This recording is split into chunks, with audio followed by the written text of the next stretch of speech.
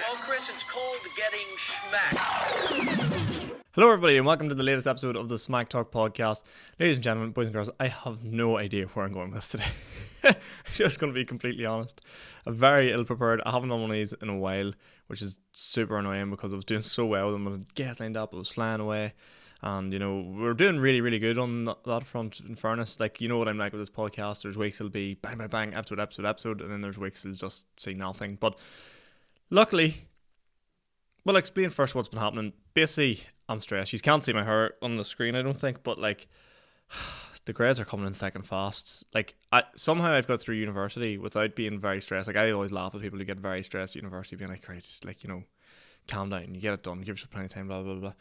But oh boy, I don't know what it is about the last wee while. I've just had two. I know exactly what it was. I had two assignments due on the exact same day, and that the night before I was scheduled to go to Derry to do set and chicken box comedy, and oh boy was I freaking out about it. Like, because you had to start one so far in front of the other. I was freaking out about it. It was very, very stressful. But we got through it. We got them submitted. Not done very well, mind you, but they're done, in my opinion, and they're out of the way. I'm just in that mode now. Also, if I sound a bit raspy or sexier, as some people might suggest, remember that episode of Friends? Phoebe wanted to get sex because it was her sexy husky voice. It's because I'm rocking a cold right now. There's just something going around. Don't even ask me if it's COVID because I just don't know, right? Just at this stage it can't be. I've done that many tests. There's no chance it's COVID. So that's probably why I sound maybe a wee bit deeper and a bit huskier. But or if you hear me stumbling, that's why. But yeah, apart from being a terrible podcaster, what else has been going on? And fuck me, I am all over the place. I didn't even start my watch to see how long this has been going for. Flip's sake, Sean. But yeah, I swear to God, every week I get worse and worse and worse at doing this. Like, I made a joke on stage the other day that, you know, I got a pretty expensive smartwatch bought for me for Christmas, and I don't really use any of the features on it apart from the stopwatch. And 9 times out of 10 when I go on stage, I forget to start it. So I'm basically just counting my steps every day. I can tell you I'm doing 10,000. I'm staying active though, so that's the main thing, you know? That's at least one positive of everything. But what's been going on? I've been rambling on here. Basically, very stressed uni. Had to lay low. I'm waiting to get my exams done, which hopefully be after Easter. And then, boom, full-time podcasting, comedy, out and about, doing stupid shit. And you'll be seeing every bit of it, as you know, through the YouTube. Which, by the way, has been doing very well. So if you're new around here and you like what you're hearing, subscribe, because we've been doing good content recently. The vlogs have been going well, and we've quite a few gigs lined up. We've an exciting gig coming up this week in Dublin. We're heading down to the big Smoke, the big city, and it's Stitches Comedy Club. I think it's on a Wednesday night, Wednesday the 6th, that'll be. And yeah, I think it's like an open mic sort of thing. To be honest with you, I don't really know. I just know I'm going down to do about 5 minutes or so, and it should be a lot of fun. It seems to be a pretty packed out audience every week whenever they go there. So yeah, I'll be driving all the way down from there, and it should be a great, great time. Right, let's get into the show. I've been rambling on enough here about my problems and things that have been going on in my life. Kevin Hart's in Belfast. What the fuck? I got tickets. And you're looking at me and you're sitting, you're absolutely raging. Yeah, I got tickets to Kevin Hart in Belfast on the first night he was here this Saturday in Limelight. I'll tell the story before how we got the tickets. So, a friend of ours told us, he goes, "Do you see Kevin Hart's coming to Belfast?" My girlfriend, and she was just like, "Here, Sean, do you know a guy called Kevin Hart?" And I was like, "Yeah, why?" And she's like, "He's coming to Belfast." I was like, "No, it must be a different guy. Like, you know, I must be thinking of the wrong person." And she's like, "No, he's like a wee small black guy from America." I was like, "Kevin Hart?" Like, I sort of just didn't believe her. Like, God love her, shouldn't be too up to speed on the comedy scene over here or worldwide, to be honest with you. So whenever I heard that, I was like, "What the hell? Right, okay, fair enough." And then seeing he was doing Limelight 2, I was like, "Oh, there's no chance of getting tickets for that." And sure, lo and behold, where was I meant to be on, what day was that? That was the day the tickets came out. It was like a Wednesday or something, or a Friday, was it? Yeah, it was a Friday, and then it came out the next day. So the tickets came out on Friday, and sure, I was working and I couldn't get down on my phone and whatnot. So I was like, "Look, if you can get tickets, get out your phone, your laptop, your computer, whatever, just got going and try to get them." So she went on, and obviously straight away everything's crashing, couldn't get through. And then I got a phone call from work. She goes, "I got 2 tickets to Kevin Hart." And I was like, shut up. Like, no you didn't. Like, Live Night 2, where it was in, holds 100 people. And she just kept saying, like, she kept going, but crashed. And then she just said, like, it was crashing, but didn't say sold out. So she just, good on her, in fairness. Very persevered and very determined. And at about 15:15, eventually it came up, goes, you know, you've got 2 tickets, put them in your basket, check them out, and she's just like, what the fuck? So yeah, didn't pull any strings, didn't have to hook or crook, didn't get tipped off, didn't bribe someone for the tickets, just magically got them. I actually did some calculations on how likely you were to get those tickets, and they're still coming out, there's shows coming out, and people are complaining, like, yeah, get them, you can't do this, can't do that. Just fair enough, it's frustrating. But the venue holds 100 people, and I mean 100 people is the absolute maximum you're getting in there to see the Kevin Hart show. And apparently Shane released a statement saying there was 108,000 people trying to get tickets all at the same time. So I did a quick calculation. So it actually turns out there was a 0.009% chance you get a ticket. So that's not even 1% chance you get a ticket. You're literally better off doing the lotto. Like, you're not getting one. I still don't believe it. If it was me that was trying to get them tickets, I would give up after a minute. Like, this is stupid. No, I'm not getting one. Like, whatever. And just sort of moved on with my life. But yeah, I got one. We went, and were they cracking down on phones? Oh my god! Like, in the queue, they were like, show them your ticket, and they were just like, by the way, if you even take that out to look at the time, out you go. Which is fair enough. Like, he's probably sold this show to Netflix for millions and millions. Like, he doesn't want people, we scumbags from Belfast, filming it in the back, like, and sharing a wee clip of it, a wee teaser for the world, which is fair. And it was funny because I've been to comedy shows before. I know the crack. You have to close the bar. It's just a thing when you go to stand up. The bar needs to be closed because people are up and moving around just disrupts the whole show. It's a disaster. And when you have someone like Kevin Hart who's trying his new stuff out for his world tour, which is going to sell out like 90,000 seater stadiums in America and all these massive places, there's not a hope in hell he's going to leave the bar open. So I went in, ordered 4 pints, made my way over to my chair, and there's a woman behind me. She was laughing, and she's like, "Oh, that's you sorted for the night." I was like, "Yeah, it's me sorted for the night. They're going to close the bar in about I was like, about 15 minutes. Like, they're going to close the bar in about 15 minutes. And she went, "What?" Straight out of her seat, bolted into the bar, big massive bottle of wine. I was like, "Thank you so much for telling me that." Next thing you see other people looking around, everyone starts slowly getting out of the chairs and heading up to the bar, coming back with like trays of drink, and I was like, "You're welcome."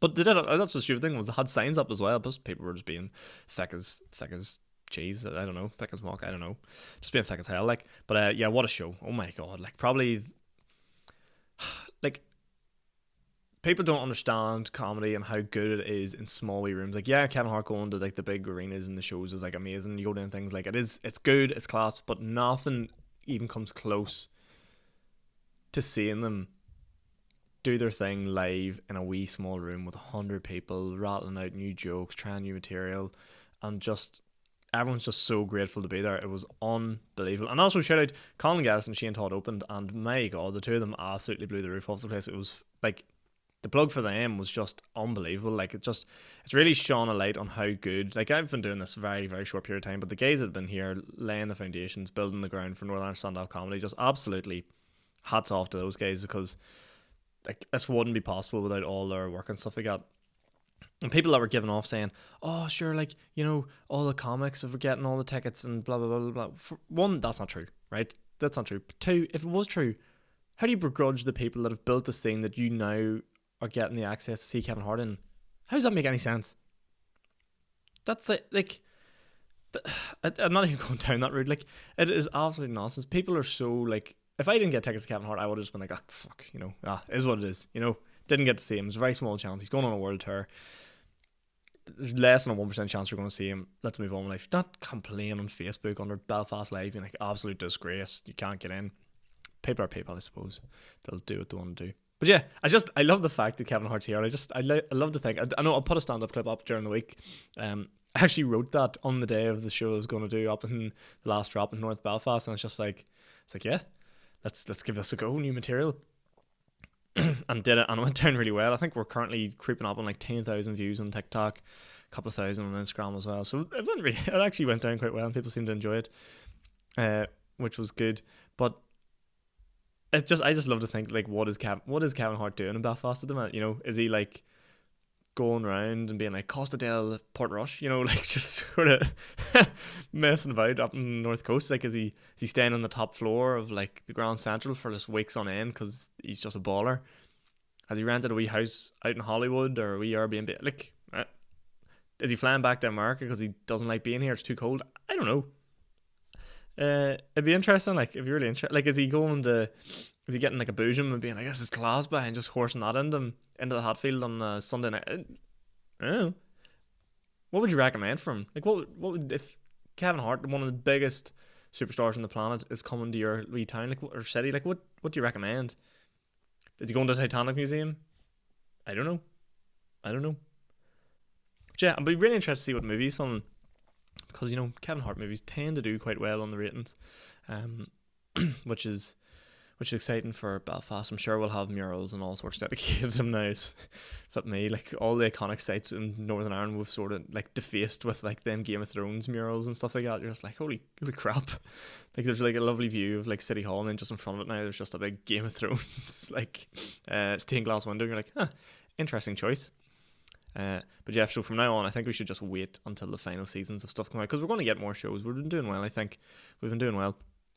But that leads me into my next point. I was talking about Kevin Hart there and stuff like that, and crazy stuff was going on in the stand-up. I was talking about like Will Smith as well, beating up Chris Rock. Like, oh my god, Chris Rock getting smacked by Will Smith. It's been so talked about now, and I think now it's sort of, we're getting over the hill. But I was actually blown away to see people's response was like 50-50 on the fence. Like, I can see why he hit him,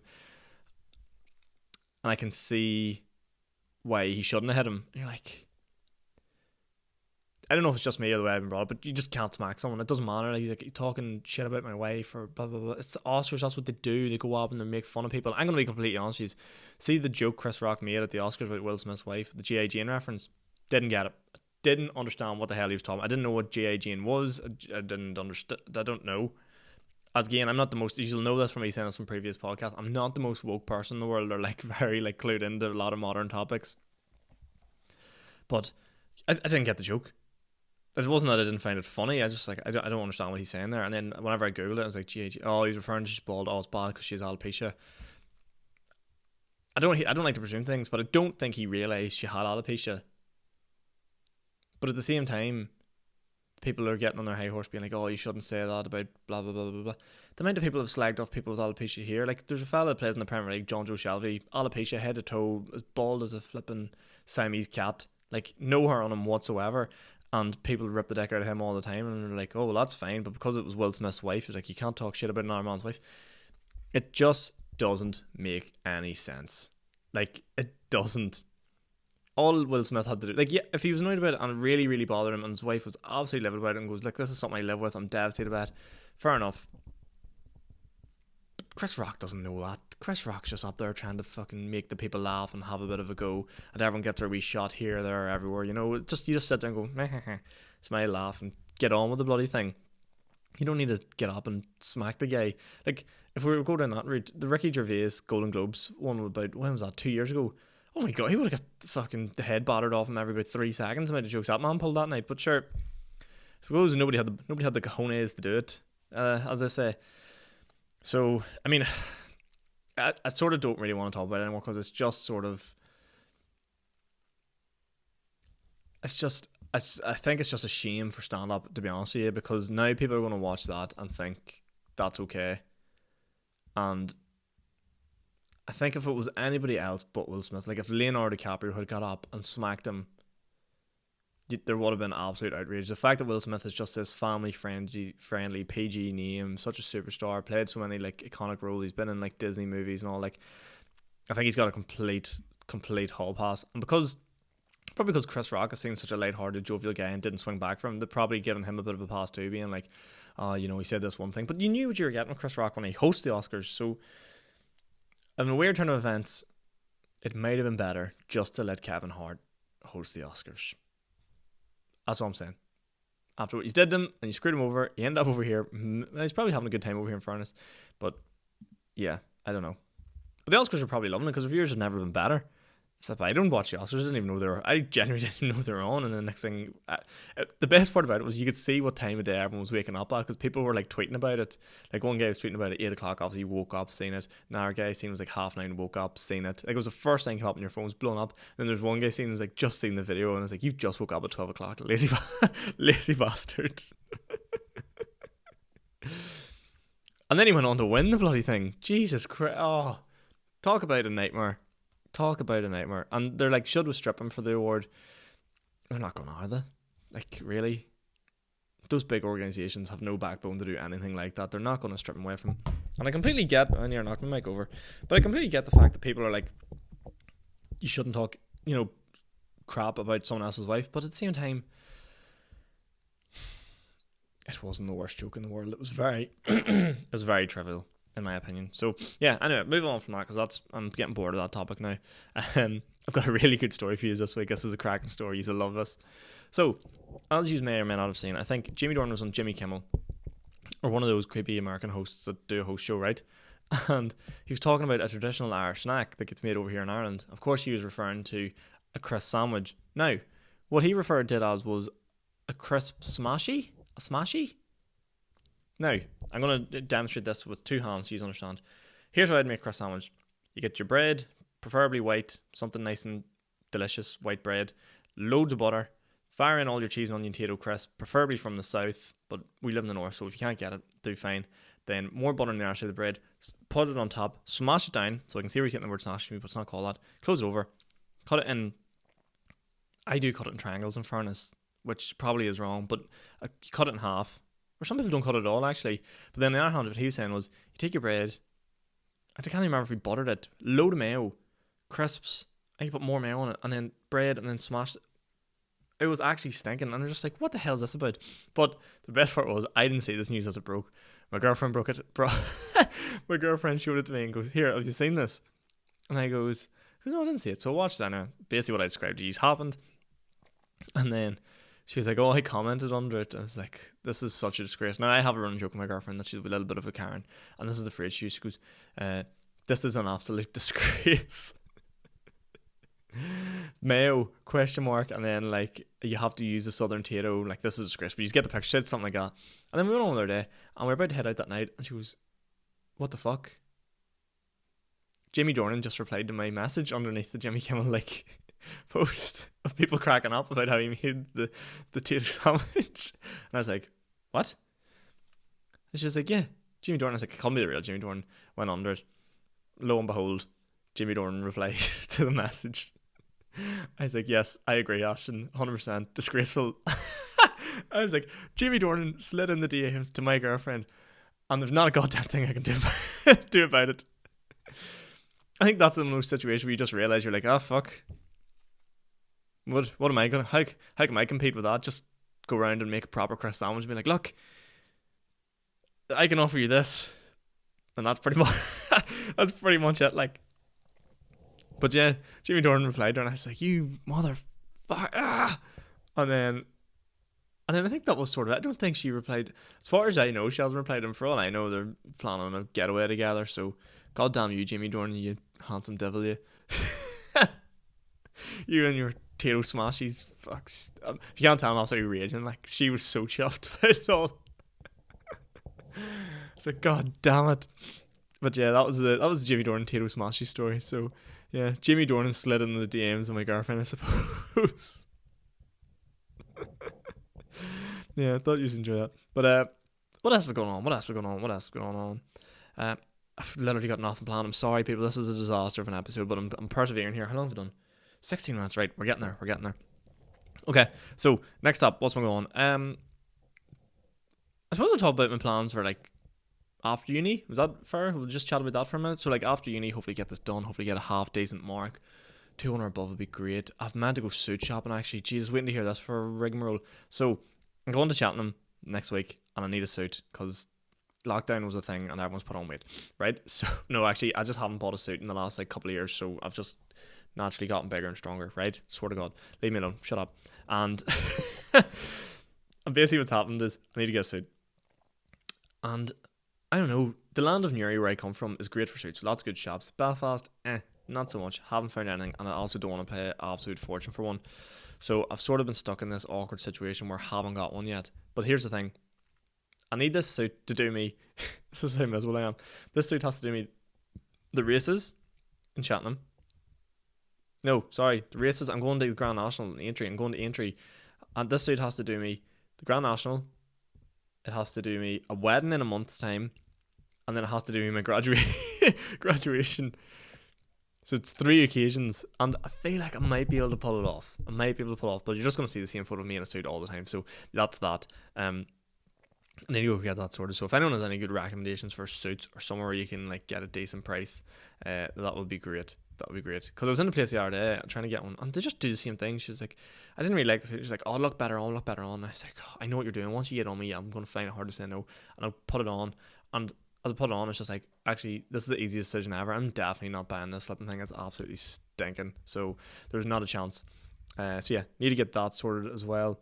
Other things have been going on. Jesus, it's been, as I keep telling you, it's been stressful. My car got broken into, which probably shouldn't tell people about, but I was literally parked at the house and got in it the next morning, and it was like, huh, this is a bit messier than usual. This looks flipping like someone's literally went mad inside of it. And it turned out, yeah, someone did. Someone just opened my door. I must have forgot to lock it and just went for a wee rummage around trying to find whatever they can. Now, I never leave anything in my car because I'm a bit worried of living in Belfast now. But what I did do was I just decided that I'd leave a load of shit in it. So all the shit was just scattered in different places. My like organised mess was just everywhere where it wasn't normally. And the only thing I think they actually stole was like a £3 bar of Boohoo Man sunglasses. Finally, we're going to wrap up the show this week with a little bit of talk about travel, because I've seen a lot of people are going travelling and plan to travel now that the world is open up, and there's something I need to get off my chest. I know I'd be very ranty in these episodes, and I don't sound like I'm in good form. But here's the thing. Here's my advice for people that are going travelling. Like, I would love to go travelling and can't wait to go travelling and get out and get a bit of money about me and I can go. Cannot wait to do it. Here's the thing. See if you're going to go travelling, because I've seen this so many times before and I'm absolutely sick of the sight of it. If you're going to go, go. Like, so many people I've seen that are going away and they'll be like, I'm going away, throw a big party for themselves, be like, oh, I can't wait to see us all in like a year or 2 years' time when I come back from travelling, blah, blah, blah. And then all of a sudden, you're like, it's about 2 months later and they're back home. You're like, I thought you were gone. And they're like, yeah, you know, but I'm back for a wee while and then I'm going back out again. Like, no. That's not how travelling works. If you're going to go, I can't say, I don't want to swear, but like, go. Just, we don't want to see you for a while. And if you are one of those people, like, fair enough, people get homesick and want to come back and things don't work out or plans change or whatever. But if you have any doubt in your head that that might happen, just don't throw a leaving party. That's all I'm asking for. Like, just go away, have a wee bit of fun, and then, you know, come on back.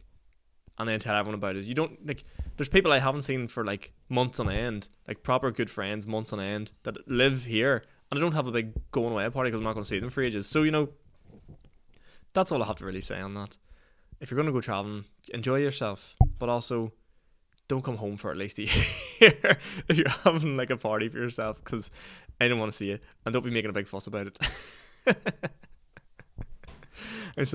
I'm such a moan, like, but I'm just jealous all those people who go traveling and can afford to do it, I suppose. But guys, I'm gonna wrap it up there. I've been moaning and yapping enough this week. I hope you have enjoyed. I know this has been a bit thrown together. I'm trying my best here. If you enjoy, leave a like, subscribe, go let me know what you think of the episode, do all those wonderful things, and I'll hopefully see you all again very soon with more guests, more smack talk in the next one. Good luck.